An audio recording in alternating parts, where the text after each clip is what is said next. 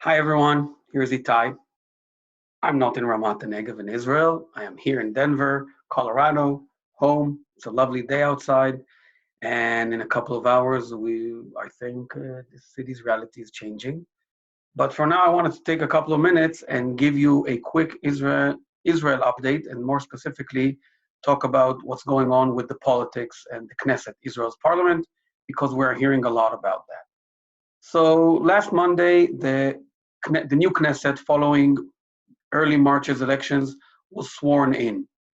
And one of the first things that has to happen after a new Knesset is sworn in is that the Knesset has to form the committees which will do the work of the Knesset.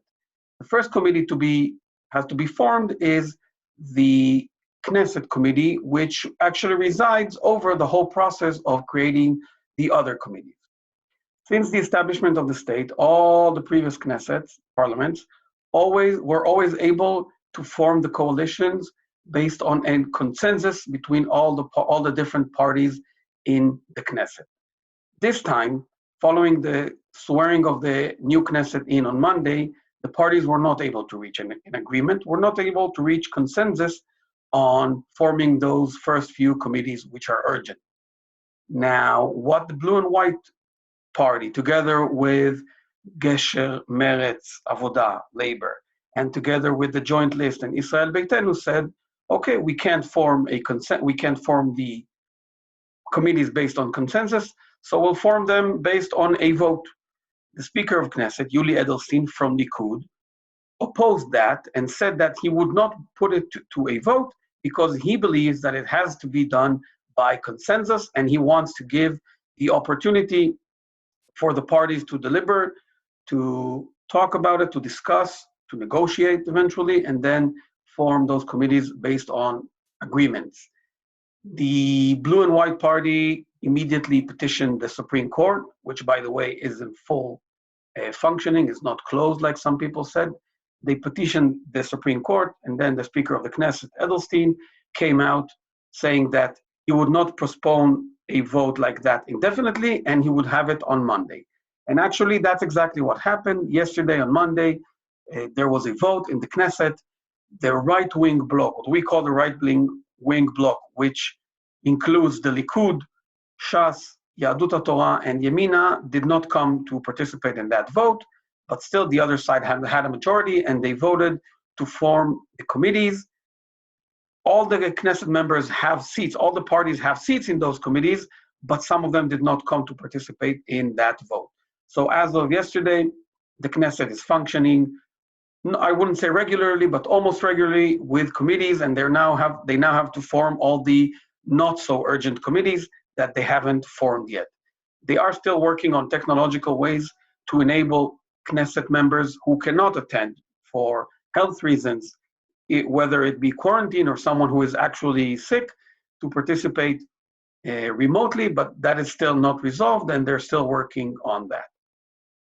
Now, the other controversy this week in the Knesset was the election of a new speaker. One of the things that happens when a new Knesset is sworn in, that the speaker's position is put to a vote, and he can either be sworn back in for a new term or replaced with a new one.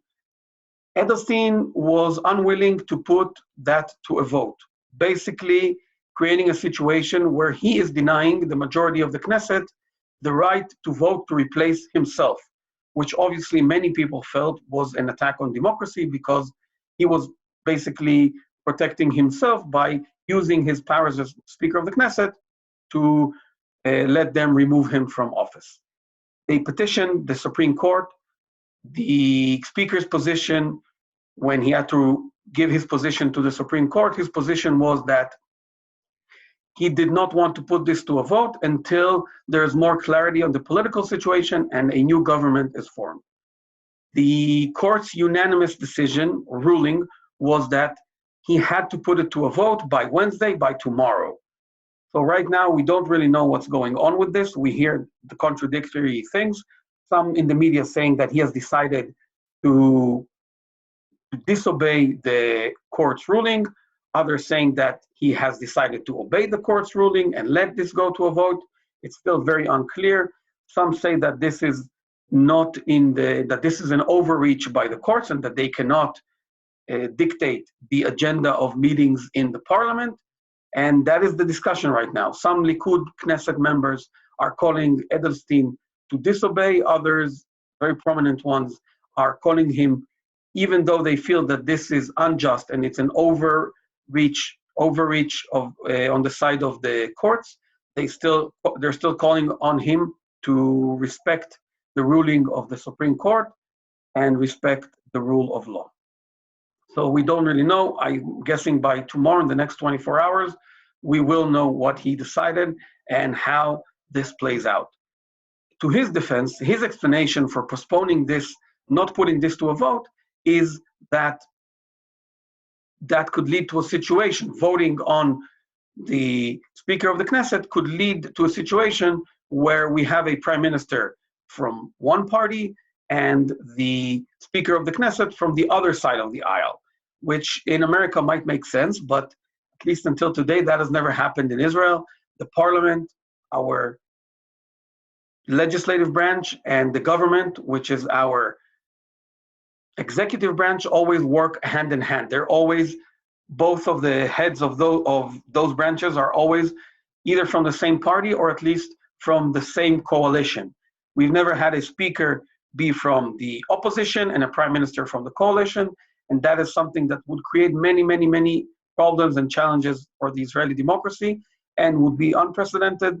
So I guess Edelstein also has some justification for what he is doing. But again, the Supreme Court feels otherwise and has decided that he has to put it to a vote by tomorrow. So more updates as they come. And I'll also try to do updates about the corona situation in Israel and other things that are now happening. And stay safe, stay healthy, and stay home. Bye-bye.